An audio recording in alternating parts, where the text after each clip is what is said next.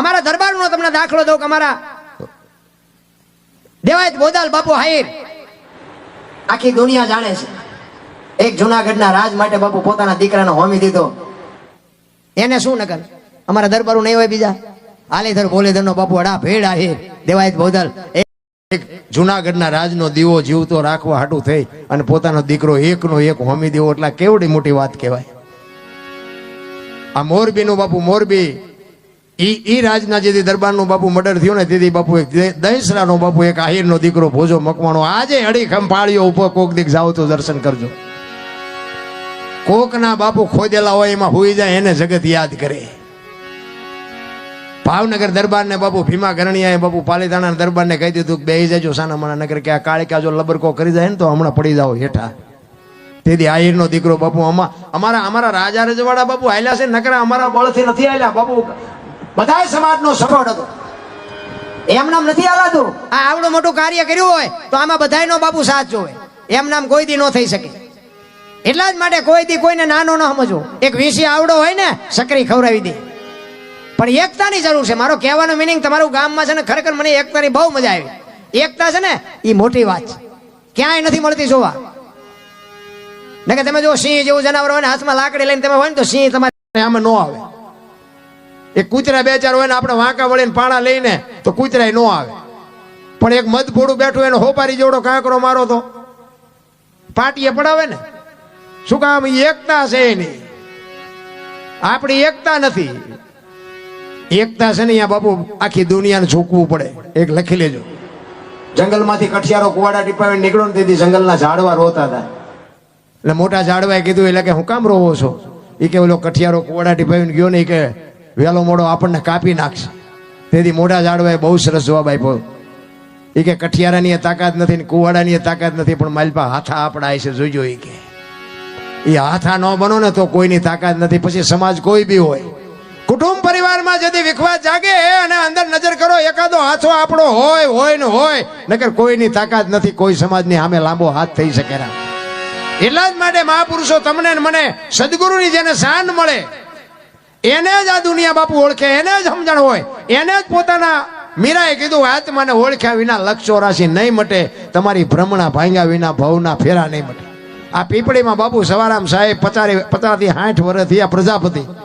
તમે જોવો તો ખરા જબુમાં કરી ગયા પોતાના રહી ગયા ભલામણ. એમ કે અમે ભક્તિ કરી છે ને અમારું થઈ જાય એવું નથી કાંઈ. બીજા આમાંથી મેળ પાડી લે. કહેવાનો મારો અર્થ એ છે કે જો શબ્દની અસર થઈ જાય તો બાપુ આપણો મેળ પડી જાય. બાકી તો આપણા બૈરાન છોકરાનો વ્યવહાર છે ને એ તો આપણે હાસવવો પડે. કારણ કે આપણે ઊભું કર્યું એટલે એને આપણી ફરજમાં રહેવું પડે. કારણ કે ભગવાને બૈરું આપણને હારે નથી આપ્યું. આપણે અડધું ગામ લઈને ગયા હતા ઘોડામાં ચડીને. એટલે એ બૈરું પછી એમ કે તેલનો ડબ્બો ખૂટી રહ્યો તો લાવી દેવો પડે. એ આપણે ઊભું કરેલું. એમાં પછી બૈરા ડખા ન કરે. પણ આપણા નથી એ મગજમાં રાખવાના. એટલા જ માટે બાપુ સદગુરુ મહારાજની જો શાન મળી જાય તો જ મજા છે. એટલે સવારામ બાપુ એક એની વાણીમાં કહે છે. જોકે હું વાંહે બેઠો એટલે મારે તો તમને અહીંથી હલવા નથી દેવા અને હજી ઘણી બધી વાતો કરવી છે. જોકે મારે આજ છઠ્ઠી રાત છે પણ હિલોળો જ કરવો છે. એટલે દોણામ જાય છે. એટલે સવારામ બાપુ એના ગુરુ મહારાજની વાત કરી કે મારા ગુરુ મહારાજ મને ન મળ્યા હોત તો મારી શું દશા થાત. એટલા માટે વાણીમાં કહે છે સદગુરુ મહારાજને જુગતી કરીને જોવા હાલી મારા સદગુરુ જે બતાવી મને અમરનગર માં આત્મ દેખ્યા હું તો ભૂલી ગઈ તી દેહનું ભાન. અમરનગર માં આત્મ દેખ્યા. બાપુ અમરનગર ક્યાં આવ્યું? જો આ બધી અમુક સંતોના શબ્દો છે ને અલખ ને અજર અમર ને આ બધી છે ને અમુક વાતો છે ને બાપુ ઘણી જગ્યાએ અમે સાધુ સંતો હોય ને તો મને તો આવી બધી અંદરથી પીડા જાગે કે આપણે એકલા બેઠા હોય ત્યારે પૂછાય. કારણ કે એમને ન આવડતું હોય તો એમને આબરૂ જાય. એટલે એકલા હોય ત્યારે પૂછાય. હજી કેટલાય ઠેકાણે જવાબ જ નથી મળ્યો. પાછા આપણને એમ કે આ બધી ગહન વાતો છે તમને ન સમજાય. એટલે પણ ગહન વાતો તો અમને ન સમજાવી ત્યારે બીજાને તેમ કોને સમજાવશો? પણ ખબર તળિયા ઝાટક છે શું આપણને સમજાવે? આપણે હાલા જતા આમ આખા કપાળ રહી ગયા હોય ઢીસણ સુધી ડેર ખાવ હોય ને હાલા જતા હોય વાંયથી હાથ કરે એ ભગત ખટારે તેરા બેડા પર તમે રોટલા આટું વંડિયું ઠેકો શું બેડા અમારા બહાર કરો, કાંઈ કરાવવાની જરૂર નથી. આપણા મા બાપ છે, આપણા ગુરુ જ છે, એક સમજી લેજો. અને ગુરુની જરૂર છે 100%, પણ બાપુ એવા કંઈક ગુરુ મળે તો. બાકી તો બાપુ આપણે આવ્યા નથી કે આવશે કે 50 મૂકીને જાય છે ને એવા ગાળિયા નાખવાનો કોઈ મતલબ નથી. કારણ કે છેક જો પહોંચાડી ન કે તેના ગુરુને કોઈ જરૂર જ નથી, એવા ગુરુને ન પહોંચાડીએ કે એવા ગુરુની જરૂર જ નથી. એક ગુરુ ચલો બે આમ હાલા જતા હતા ને જંગલમાં, એમાં બરોબર દી હાથમાં ટાઈમ થયો ને ગુરુએ કીધું કે સંધ્યાનો સમય થઈ ગયો, મારે સંધ્યા પૂજા કરવી પડશે. ચેલાએ કીધું બાપુ હાવજની દાડીકો સંભળાય છે, આ નો બે ઉપાડી લઈ છે બેયને. તો કે ના, મારા ગુરુનો આદેશ છે, મારે પૂજા અર્ચના કર્યા સિવાય અહીંથી હલાય નહીં. અને ગુરુ મહારાજ બેઠા, આસન જમાયું અને તું તાર લાગી ગયો. ચેલો પડખે બેઠો, પણ એની આંખો ઘડીએ ઘડીએ ઉગડી જાય. એ કે હારો કંઈક સિંહ બી આવશે તો, સિંહ બી આવશે તો. અને આવા કડકટા બોલે એટલે થાય તે. અને ખરેખર બાપુ સિંહ નીકળ્યો, બાપુનો તાર લાગી ગયો, બાપુને ખબર જ નથી. અને ચેલાની આંખ ઉગડી, આમ સિંહ નીકળ્યો ને કે કરતો આવ્યો. એટલે સિંહ બાપુ ચેલો બાપુ ઝાડવા ઉપર ચડી ગયો. ઈ કે ગુરુ ગયા. અત્યારે લગભગ બાપુ છેલ્લા ગુરુ નાસ્તો કરાવે એવા જ હોય દાદા. તો ઈ ઝાડવા ઉપર બેઠો બેઠો જોતો હતો. ઈ કે ગુરુ હમણાં ઉપડી જવાના. સિંહ આવ્યો, ગુરુ મહારાજની પાસે આવીને ગુરુ મહારાજની આમ પરિક્રમા કરી, સામે બે પગ લાંબા કરી પગે લાગીને ભીયો ગયો. ચેલો બેઠો બેઠો વિચાર કરે, ખારો હું બેઠો તો મને પગે લાગે. ઘડીક થયું ને હેઠો ઉતરીને પાછો બાપુ પાસે બે ગયો ને ઘડીક થયું તો બાપુ જાય ગયા. ઈ ચીપીઓ ને જોડી ને કમડળ ને બધું કર્યું ભેગું. ગુરુ કહેલા આમાંથી કંઈક તો ઉપાડ્યા, બધું મારે જ એકલાને ઉપાડવાનું. તો કે બાપુ ચીપીઓ લાવો મારી પાસે.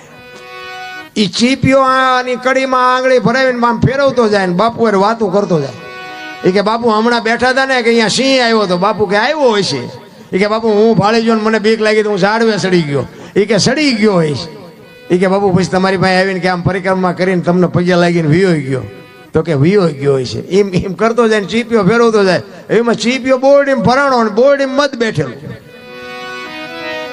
હવે મધ ઉડ્યું, હવે આમ તો શાંતિ જ બેઠું, એની હળી કરો એટલે શું થાય? એ બાપુ ગુરુને ચેલાને બેન સોટ્યું. બે આમાં માથા કરતા કરતા બે ખેતર ઓલો ઓલાને કાંટા કાઢે ને ઓલાને બાપુ રાતા 16 કરી મૂક્યા. આ ઘા જઈને પછી ઓલો ચેલો બાપુને કે બાપુ એક વાત કહું. કે શું? એ કે બાપુ ઓલો સિંહ એવડો મોટો આવ્યો તો તમે હિલા ને આવડી આવડી માઇખુમાં કે ઠેકડા મારવા માંડ્યા. તમારો કે રૂપિયામાં જીવ બગડ્યો ને લઈ લો. બાપાએ ટેબલ નું એટલું ખાનું ખોલે ને હાથની બે આપી. હાથની બે આપી ને ઓલા છોકરા સકરી ખાઈ ગયા. એ કે બાપા કે હા કે હાથની ચારે બહાર પડી. એ કે તારી પેલા મેં કારખાનું નાખ્યું હતું, તારે પનરની ભૂલ થઈ, મારે હાથની થઈ છે. હવે આ બુદ્ધિના ગાળિયા નો કહેવાય, બીજું શું કહેવાય? બાપુ એવા ધર્મના વાવટા તમે જોવો ચારે બાજુ. આ કોલેડા ને કોલેડા હડમતિયા, અમે હું આવ્યો સાંજે આવ્યો અને અહીંયા એક તમને કહી દઉં, ભલામણ કરી દઉં કે 26 તારીખે અહીંયા આવવાનું છે. મારે પ્રોગ્રામ છે, યજ્ઞ છે, સપ્તાહનું આયોજન છે. સરસ મજાનું બાપુ એક વાસુકી દાદો બાપુ જીવતું જાગતું, જેને એક બાપુ દેવસ્થાનનું સ્થાન. હું તો બહુ રાજી થયો. અમે અહીંયા બધે ફર્યા અંદર અને બહુ મને મજા આવી. એ બધી વાત કરતા હતા કે કોઈથી કોઈને બાપુ દોરો ધાગો કાંઈ ન કરવું પડે, કોઈને કાંઈ કર્યું અહીંયા પૂગી જાય એટલે બાપુ વાત થઈ જાય પૂરી. અરે શું ભલામણ આપણે વાત કરી, આપણને મગજમાં જ નથી બેહતું હજી. કારણ કે આમાં તો શું છે, ડોક્ટરને અહીંયા જે આવે ને જો મરી જાય ને તો કે બાજરો ખૂટી રહ્યો. અને આવા ધર્મના સ્થળે જાવ ને કે જો કંઈક મરી જાય ને તો કે આવું પણ હોય જ નહીં. તમે બધા જ્યાં અંધશ્રદ્ધામાં જ છો તો અંધશ્રદ્ધા. ડોક્ટર ત્યાં મરી જાય કે એના ભાઈ. એટલે દુનિયા તો બે વાતે નથી ફુગાવાનું. પણ ખરેખર મને બહુ મજા આવી. 26 તારીખે અહીંયા મારે આવવાનું છે. અને આવી તો ધર્મની બાપુ જગ્યાએ અમારે આ બધા રબારી સમાજ છે ને બાપુ, અમારું વડવાળા ધામ દુધરેજના ખોળામાં રહું છું અહીંયા. મારું વડવાળા ધામ બાપુ, તમે કોક દી ક્યાં આવ્યા હોય તો કોક દી જોજો. એનો એક નાનો ઇતિહાસ, એક નાની એવી વાત તમને કહું. આજથી 5મી પેઢી ઉપર જતી રઘુરામ બાપુ હતા ને, આજ કનીરામ બાપુ છે, એની પેલા કલ્યાણદાસ બાપુ, એની પેલા ગોમતીદાસ બાપુ, એની પેલા જીવરામ બાપુ અને એની પેલા બાપુ એ બાપુ જે હું ભૂલાઈ ગયું નામ પાછું. કનીરામ ને એ 5મી પેઢી ઉપર રઘુરામ બાપુ 5મી પેઢી ઉપર હતા. આજથી 350 વર્ષ પહેલાની વાત કરું. એ રઘુરામ બાપુ જેથી ગુજરાતની ગાદી ઉપર હતા ને તેથી અહીંયા અમારે દરબારું ગામ છે. દરબારું ઘણા છે અને રાજસ્થાન માંથી દરબારનું કામ લઈને કોઈક ચારણી આવેલા અને દરબારમાં ઉતર્યા અને 2 દી 5 દી રોકાણા અને દરબારે કવિરાજે કીધું કે હવે મારે જવું છે. એટલે દરબારી ડાયરો અમારે બધો ભેગો થઈ અને એ કે કવિરાજ આવ્યા છે, આપણે શીખ કરવી પડે. અને તેથી બાપુ તમે વિચાર કરજો 350 વર્ષ પહેલા બાપુ 2000 રૂપિયા શીખ આપી હો. તો ગઢવી તો બાપુ ઠેકડા મારવા માંડ્યા. 2000 રૂપિયા એટલે આજના 2 કરોડ રૂપિયા કહેવાય. 2000 રૂપિયા લઈ અને ચારણીયાથી નીકળે અને એને મગજમાં એક વાત યાદ આવી કે આ દુધરેજ ઓલું એક નાની એવી વડવાળાની ઝૂંપડી છે, ઈ આવડું આ દુધરેજ હશે. કોકને પૂછ્યું તો કે હા, ઈ કે અમારે આગળ જાઓ ને અહીંયા બાપુ, ઈ કે સંતોની સમાધિ છે અને અમારે એક બાપુ છે, નાની એવી ઝૂંપડી છે. અને રઘુરામ બાપુ જેથી ગાદી પર હતા તેથી અહીંયા ચારણ ગયા, દર્શન કરી અને પછી બાપુ પાસે સીતારામ કરીને બેઠા. ક્યાંથી આવો છો? ઈ કે બાપુ હું તો રાજસ્થાનમાંથી આવું છું અને આ દરબારના કામ લઈને આવ્યો હતો. એટલે દરબારમાં હું 2 દીથી આવ્યો હતો. તો કે હા, હારું આ દર્શન કરવા આવ્યા? તો કે હા. તો કે દરબારું એ કઈ શીખ કરી? તો કે અરે બાપુ તમારા ગામના દરબારની શું વાત કરી બાપુ, 2000 રૂપિયા મને શીખ કરી. એ કે હા, હારું.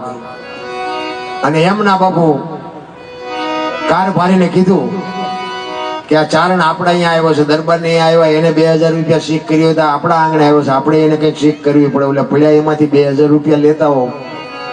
એ 2000 રૂપિયા લઈને આવ્યો ને અને બાપુને આપ્યા અને બાપુ ચારણને આપ્યા ને ચારણ ને કહું મળી તૂટવા હો. હા, ઓલા તો ઘરાદાર છે, રાજા છે, 5-25 ગામના ધણી છે. આ તો એક નાનો એવો ફકીર કહેવાય, નાની એવી ઝૂંપડી બાંધીને બેઠો, એ મને 2000 રૂપિયા આપે.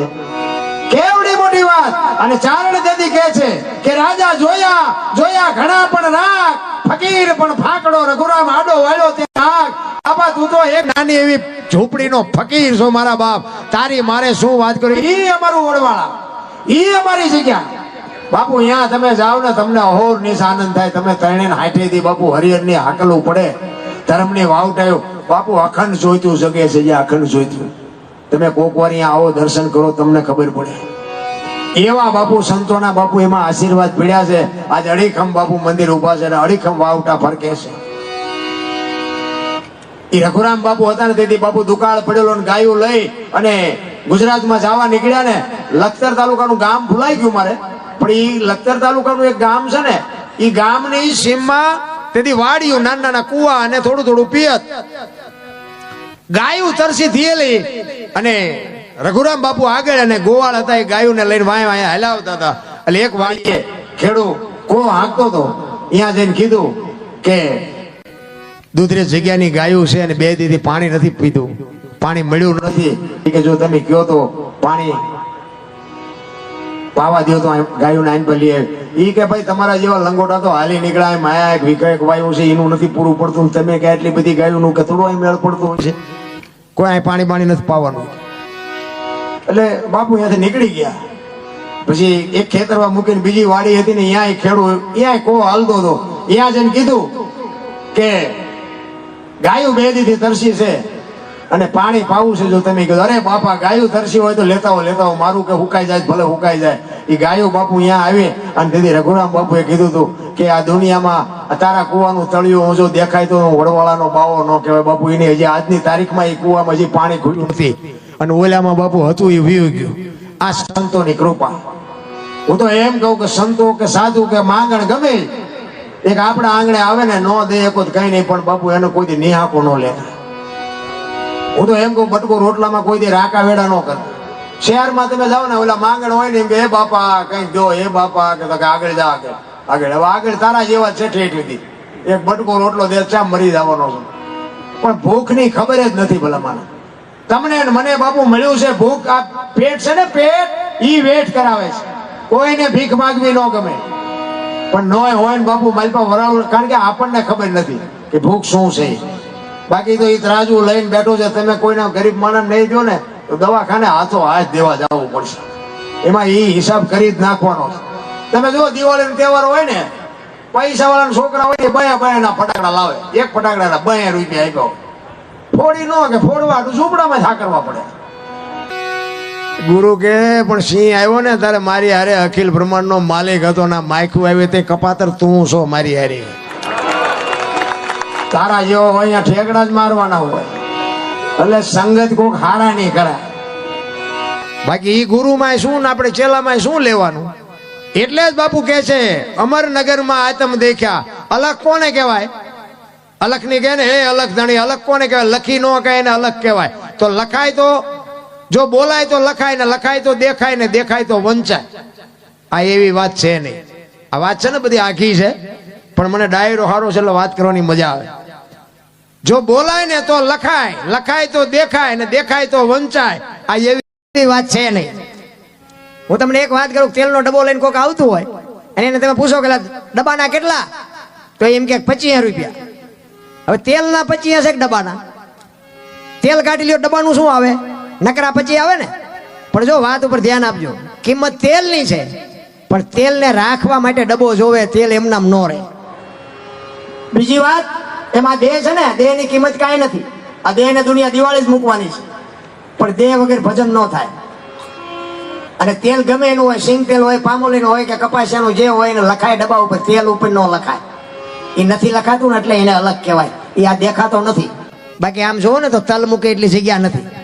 અલગ વસ્તુ એવું જુદી છે. અમારે તો રાતે આ પ્રોગ્રામ પતે, અમારે તો સોરનો ને કલાકારનો બેનો એક ટાઈમ હોય. 3 વાગે 4 વાગે અમારો પ્રોગ્રામ પતે ને પછી અમારો દીકરો ગાડી હાંકતો હોય ને તો હું એને એમ કહું જાત્રા વાળા હેલા જાય રાતે ધ્યાન રાખજો ને કે આ ભજન ગાવામાં મેં કહું આપણે હલવાઈ ન જાય. રાત ને દી તમે જુઓ તો આમથી આમ જાય છે, આમથી આમ જાય છે. આપણે એમ થાય કે આ શું ગોતે છે ખબર જ નથી પડતી. ખરા રોડ ઉપર બાપુ એક ગામ છે ને, અહીંયા એક સંઘ નીકળ્યો હતો.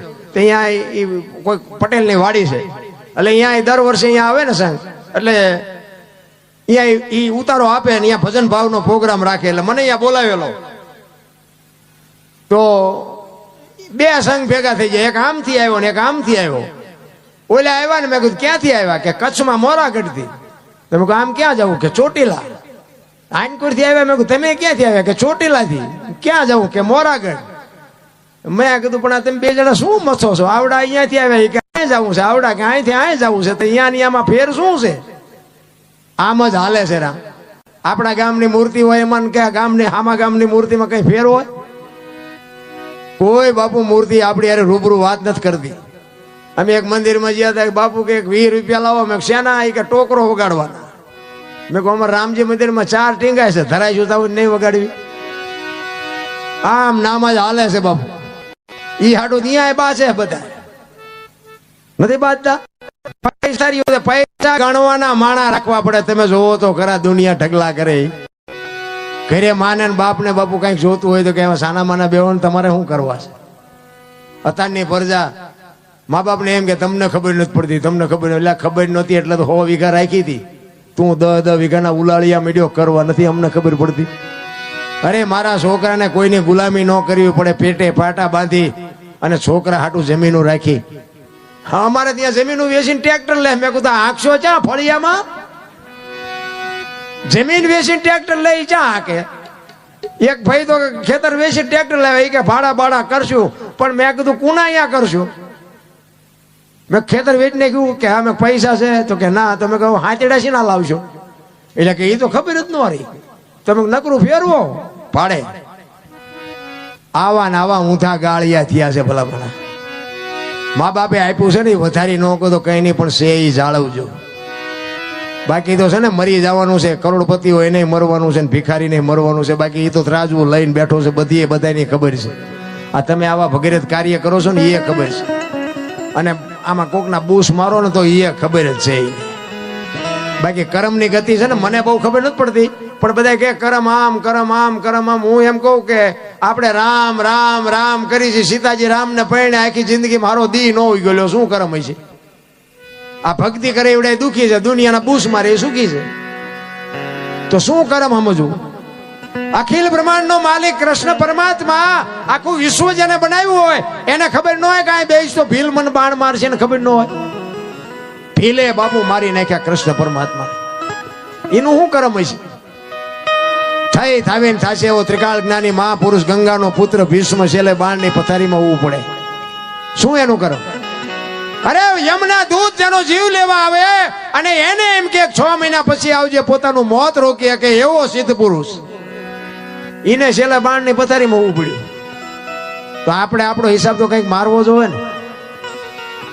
જેટલાનું પડાવ્યું છે ને જેટલાના બૂસ માર્યા છે ને જેટલા હું તો જેટલાના કઢાવી દેતો હતો ને કોકના પૈસા કઢાવી દેતો હતો. અત્યારે મારા બૂસ માર્યા બોલો જેટલાય. આ દુનિયાને સુધરવું હોય તો સુધરવાય ક્યાં દે એમ છે. એટલે આ દુનિયા છે દોરંગી દુનિયાના ધોકા શું ધરવાના હોય ભલા મને. સવારામ એટલે જ કહે છે કે બાપુ આ દેહની વાત છે. આખી જેટલા મહાપુરુષોએ વાત કરી ને બધી દેહની જ વાત કરી છે, બીજા કોઈની વાત કરી જ નથી. એટલે કે છે પચમ ખડકીમાં જાગીને જોયું જળહળ જળકે છે જો ચંદ્ર ભાણ જાવ લટીને આવે તું તો ગગન મંડળમાં ચડી ગયો. ગગન મંડળ બાપુ આને છે ને મહાપુરુષો આપણું સરમસ્તક છે ને ગગન મંડળ કહે છે. આ સાંડલા શું કામ કરે? લ્યો વહામ કરે ન હાલે. આ સાંડલા કપાળમાં કરવાનું ચાલુ કર્યું, કંઈક તો વિચાર કર્યો હોય છે ને. તેથી આટલું વિજ્ઞાન નહોતું. હું તો એમ કહું ગાલે કરે તો હાલે, સાંડલા ગમ્યા ન હાલે આખા શરીરમાં. પણ આખું શરીરનું સબસ્ટેશન જ આય છે. આ શિવને જેમ ત્રિનેત્ર છે ને એમાં આપણું નેત્ર અહીંયા છે. આ આંખું બંધ થઈ જાય ને અંદરની આંખ જો ગુરુ મહારાજની કૃપાથી ઉઘડી જાય ને તો દુનિયામાં બાપુ કાંઈ ન કરવું પડે. ગોળ બંગાળનો રાજા ગોપીચંદ ને 92 લાખ માળવાનો ધણી ભરતરી બાપુ સાધુ બની જાય, એના નેત્ર ઉઘડી ગયા. આપણને હજી નક્કી જ નથી થતું. અને આ દુનિયા છે ને એ તો બાપુ લુગડા એક દી ઉતારી લેવાની છે. ગોપીચંદ ને ભરતરી 2 દીક્ષા લઈને નીકળ્યા ને પછી શમશાનમાં હુતા હતા. પાણાના ઓશિકા કરી 2-3 બેનું નીકળી અહીંયાથી. એક બેને બીજી બેનને કીધું એ કે ગોપીચંદ ને ભરતરી કે આવડા? તો કે હા. તો કે હે ને અમને બધું છૂટી ગયું, હજી પાણાના ઓશિકાની જરૂર તો પડે છે. ભરતરી ગોપીચંદ ને કે હવે 92 લાખ માળવો છોડ્યો કે આ પાણા નથી દુનિયાને ગમતા, કાઢી નાખ ને પાણાય દે. આ ઈ દુનિયા છે, પાણાય તમારી પાસે નો રહેવા દે. ઈ જગત છે. સદગુરુની જેના શબ્દ ઉપર ભરોસો હોય, જો વિશ્વાસ હોય એની વાત. એનો એક રામાયણનો દાખલો હનુમાનજીનો પ્રસંગ છે. એટલા માટે સબરી બાપુ ભીલની દીકરી અને માતંગ ઋષિ જેના ગુરુ મહારાજ, અને ગુરુ મહારાજ એમ કહે છે કે બેટા વેલો મોડો રામ આવશે, તું અહીં બેહી જા. અને ગુરુ મહારાજનું શરીર શાંત થઈ ગયું. સબરી એક જ શબ્દ પકડી અને બાપુ કોઈ જ્ઞાન નથી, વેદનું શાસ્ત્રનું કોઈ ભજન નથી, એક જાનવર જેવું જીવન જીવે છે. પણ એક ગુરુ મહારાજનો શબ્દ પકડી અને બાપુ બેહી ગઈ. ગુરુ મહારાજનું શરીર શાંત થઈ ગયું અને રોજ આંગણું વાળી સાફસૂફ કરી અને રાહ જોવે કે હમણાં આવશે, હમણાં આવશે, હમણાં આવશે. સાંજ પડે કે આજનો આવ્યો તો કઈ નહીં કાલે આવશે. બીજે દી એનો ઈ પ્રોગ્રામ, બીજે દી કે આજનો આવ્યો તો કઈ નહીં કાલે આવશે. એ ચાંદીના વાળ થઈ ગયા, 70-80 વર્ષની ઉંમર થઈ. સબરી વિચાર કરે કે રામ હજી ન આવ્યા, મારું શરીર વ્રત દેખાતું નથી, કાને સંભળાતું નથી. મારા ગુરુને પૂછવાનું ભૂલી ગઈ કે રામ કેવું વાહન લઈને આવશે, કેવા કપડા પહેર્યા છે, કયા રસ્તેથી આવશે. આ તો મેં કઈ પૂછ્યું જ નથી. રામ નહીં આવે, એ નહીં આવે એમ કે અંદરથી અવાજ આવે કે મારો ગુરુ બોલ્યો એ કોઈ દી ખોટું પડે નહીં. કેવડો ગુરુ મહારાજ ઉપર ભરોસો હશે. અને રામ ને લક્ષ્મણ સીતાજીની શોધ કરવા માટે નીકળ્યા ને, ઈ મલક આવ્યો ને, પ્રકૃતિ રામનું ભજન કરતી હતી ભાઈ. ઝાડવાના પાંદડામાંથી રામ રામ રામ શબ્દ બોલતા હતા. લક્ષ્મણ રામને પૂછે છે કે ભાઈ આ કેવો મલક આવ્યો? આ તો પ્રકૃતિ તમારું ભજન કરે છે. તો કે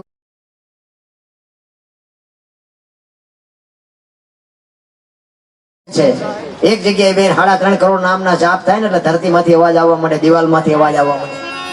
3.5 કરોડ નામના જાપ તમે કરો ને તો તમારા ઘરે તમારી દિવાલોમાંથી અવાજ આવવા માંડે. આ સંતોનું મંતવ્ય છે. લક્ષ્મણ ને રામ કહે છે કે જાતો ઝૂંપડીમાં એ બાઈ બેઠી શું કરે છે? અને લક્ષ્મણ અહીંયા કીધું ને ભાઈ શેષ નાગનો અવતાર પર સબરીની ભક્તિ જોઈને ધ્રુજી ગયો ભાઈ. હા હા હા, એ કે મારા ભાઈની વાય આને ઓળખોળ કરી નાખી જિંદગી. ચોથા આંસુ રડતી રડતી સબરી બાપુ હરવી હરવી ગાતી